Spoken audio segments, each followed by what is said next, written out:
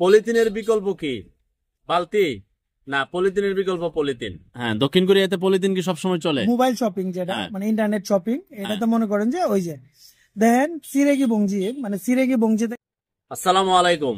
পলিথিনের বিকল্প কি? বালতি না, পলিথিনের বিকল্প পলিথিন। পৃথিবীর এমন কোন দেশ আছে যেখানে পলিথিন নিষিদ্ধ? এই লিস্টটা আমাদের প্রবাসী প্রিয় ভাইয়েরা, আপনাদের রেমিটেন্স ছাড়া বাংলাদেশ অচল, কিন্তু আপনাদেরকে মূল্যায়ন করে না। হ্যাঁ, এই বর্তমান সরকারও করে না। ওই যে মালয়েশিয়া যেতে যে 7 লাখ টাকা লাগে, কেন লাগে? 78,000 টাকার জায়গায় এটা কেমনে বন্ধ হবে এই আলোচনা নাই। যাই হোক, প্রবাসী ভাইয়েরা একটু কমেন্ট করিয়েন। আমাকে অনেকে কমেন্ট করছেন মালয়েশিয়া, দক্ষিণ কোরিয়া সহ পৃথিবীর বিভিন্ন দেশে পলিথিন চলে, তো বাংলাদেশে কয়দিন পরে পরে একজনের আবেগ উতলায় ওঠে। মানে সফল তো হইতে পারবেই না। পলিথিন বন্ধ করা কারোর ক্ষমতা নাই, কারণ পলিথিন ছাড়া চলবে না রে ভাই। আপনি মাছ কিভাবে নিবেন, মুরগি কিভাবে নিবেন? আপনার রুটি লইলেন, রুটির সাথে ডাইল আর সবজি, ডাইল কি হাতে লইবেন না বালতিতে লইবেন? আচ্ছা, এখন পলিথিনের বিকল্প পলিথিন কেন বলছি? আমার পাশে একজন দক্ষিণ কোরিয়া প্রবাসী আছেন, তিনি একটু বর্ণনা সহ আপনাদেরকে দিবেন যে দক্ষিণ কোরিয়াতে পলিথিন কিভাবে চলে। মনে করেন যে হ্যাঁ, দক্ষিণ কোরিয়াতে পলিথিন কি সবসময় চলে? মোবাইল শপিং যেটা মানে ইন্টারনেট শপিং, এটা তো মনে করেন যে ওই যে দেখেন সিরেগি বংজি, মানে সিরেগি বংজি থেকে ধরে সকল প্রকার পলিথিন কিন্তু এরা বিক্রি করতেছে খোলা। ঠিক আছে, যদি সরকার নিষিদ্ধ করতো তাহলে এভাবে বিক্রি করতে পারতো না। আচ্ছা, এখানে কি আপনার সব দোকানে এরকম পলিথিন অ্যাভেলেবেল পাওয়া যায়? সব পণ্যের সব দোকানে আপনি সাদা পলিথিন থেকে পিপি থেকে এইচডিবি থেকে ধরে হ্যান্ডব্যাগ সহ যাবতীয় পলিথিন পাবেন।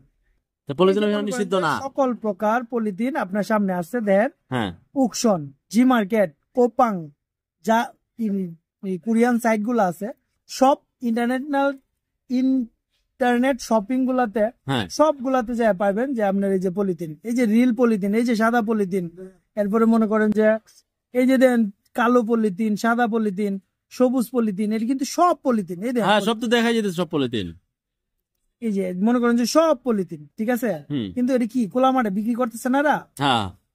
পলিথিন তো দেখা যায় শপিং এ যেহেতু বিক্রি করতেছে খোলা মাঠে, যে কোনো মাঠে গেলে, মাঠ বলতে দোকানে গেলে আপনি পাইবেন যে সব জায়গায় পলিথিন বিক্রি হইতেছে, আপনি পলিথিন কিনতে পারবেন। আচ্ছা, রাস্তাঘাটে তোর পলিথিন পরে থাকে না? রাস্তাঘাটে পলিথিন পরে থাকে না, ওটা সরকার। আমার একজন বলো যে মালয়েশিয়াতে পলিথিনটা এমন করে একটা কেমিক্যাল দেয় যে এটা অতি দ্রুত নিজে নিজেই শেষ হয়ে যাবে। আমাদের ওই ধরনের পলিথিন মালয়েশিয়াতে না, শুধু মালয়েশিয়াতে না, কোরিয়াতেও একটা পলিথিন আছে যে বাতের মারতে পলিথিন তৈরি করছে। ঠিক আছে, ওটা কয়েকদিন যাওয়ার পরে মাটির নিচে অটোমেটিকলি পৌঁছে যাবে। তাহলে আমাদের দরকার এই ধরনের সিস্টেম করা, আর এরকম সিস্টেম করার দরকার। এরপরে হলো জনসচেতনতার দরকার আছে। যেমন মনে করেন যে ওরা একটা পলিথিন কিন্তু এক্সট্রা কোন জায়গায় ড্রেনে কিংবা রোডে ঘাটে ফালায় না, কোন একটা প্লাস্টিকের চামচ ফালায় না, প্লাস্টিক ব্যবহার করে, পলিথিন ব্যবহার করে, সবই ব্যবহার করে। কিন্তু আপনি দেখেছি কি ওরা যেভাবে মন চায় এভাবে যে কোনো জায়গায় ফালে না। এখন ওরা সুব্যবহার করতে পারে, আমরা করতে পারি না, এটা আমাদের ব্যর্থতা।